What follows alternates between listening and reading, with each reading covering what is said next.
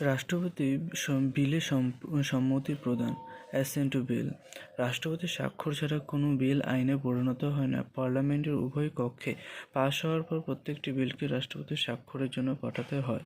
রাষ্ট্রপতি তাতে সম্মতি দিতে পারেন, নাও দিতে পারেন। আবার অর্থ বিল ছাড়া অন্য বিল হলে তিনি তা পুনর্নির্বাচনের জন্য পার্লামেন্টে ফেরত পাঠাতে পারেন। সংশ্লিষ্ট বিলটি পার্লামেন্টে দ্বিতীয়বার গৃহীত হলে তাতে তিনি স্বাক্ষর দিতে বাধ্য থাকেন 111 নম্বর ধারা অনুযায়ী।